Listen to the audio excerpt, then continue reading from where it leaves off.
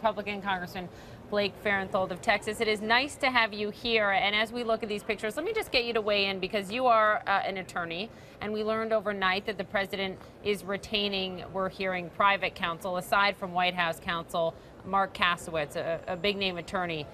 Does it make sense to you, him bringing in private representation right now? Is it a smart move? Listen, I'm happy. It's going to save the taxpayers potentially some money. So that's a fiscal conservative. Absolutely. Okay, but aside from that, in all honesty, are you? Look, we've seen this before when White Houses have been in crisis, in the Clinton administration around Iran-Contra, the Reagan administration. What does this signal to you? Is it a good move for this president?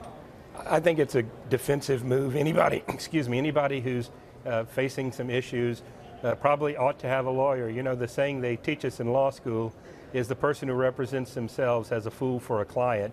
I don't think there's anything particularly there that Donald Trump needs to worry about, but when you've got people constantly pecking at you, you need some defense. Now, constantly pecking at you, you actually have agreed with the president's framing of this. You agree that this is a witch hunt. Explain. Well, we just saw in the Intelligence Committee yesterday, the chief of the CIA was asked, was there any evidence of collusion with the Russians on the part of the Trump campaign?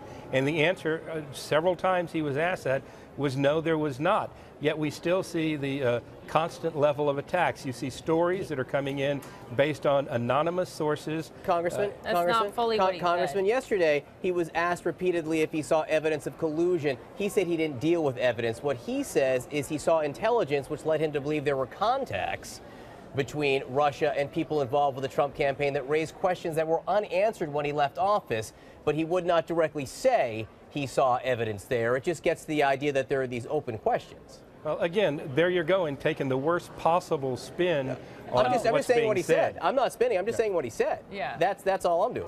You know, my takeaway from it was that there really wasn't any evidence of anything improper. And we are spending hours and hours in Congress with folks saying investigate this, investigate that, yet they're not willing to give the investigators, which we now have with our special counsel, the chance to investigate it. It's just so, a constant...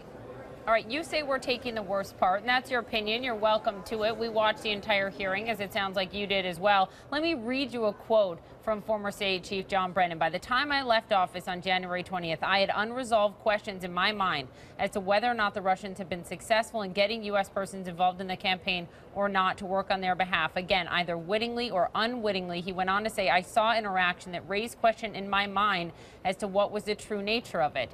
That is more than just... you know, the worst part of it. That is what he said over and over again. Again, he constant questioning. He was unable to point to any specific evidence, and I think that's what we're going to continue to see there. And my fear is our constant focusing on the Russians is deflecting away for some other things that we need to be investigating in.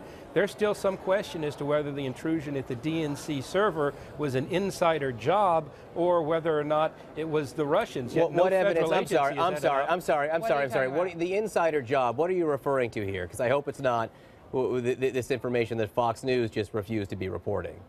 Well, again, there's stuff circulating on the internet. My question is, why haven't what's the federal circulating on the internet? What's circulating on the internet that you think is worthy of a congressional investigation? Because the D.C. police are investigating this, and so far they haven't said there's any there.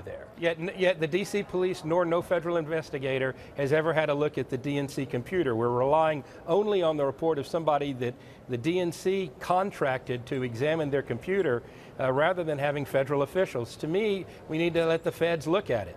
Congressman, do you think it's responsible to bring up, as a representative of the American people, to bring up things, in your words, that are swirling on the internet, and give it justification as as if there's a there when we know nothing on that yet?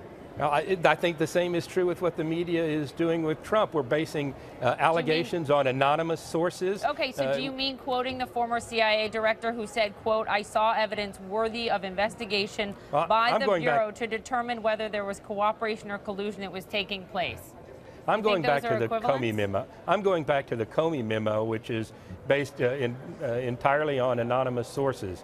So My overall point is this Congressman? needs to be fully investigated. Yes. Let the professionals investigate it. Let's not try it in the media, which is serving from a distraction for what needs to be done in this country. That's fixing health care, that's getting people back to work, that's fixing taxes, that's securing the border. Instead, we're hearing a constant barrage of anti-Trump, I'm going to call it propaganda.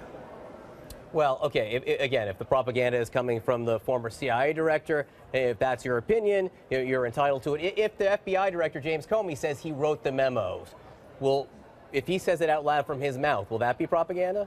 Again, I want to hear what Comey has to say. I want to hear the facts. I want to hear the information about it. But to John's question, if the former FBI director, James Comey, says, yes, indeed, I wrote those memos, as we have reported from multiple reliable sources, will that still be propaganda in your mind, Congressman? No, it won't, but we need to hear the facts and circumstances associated with that memo. And I'll tell you, if he's such a big memo writer, there's some memos from the previous administration in the campaign that I'd like to see as well. Congressman Blake Farenthold, I think we all agree we want to see people speak and see the evidence for ourselves out in public. We will reconvene this discussion after that point, because I think that'll be interesting to have a talk with you then, too. I Thanks, look sir. forward to it. Thank you, Congressman.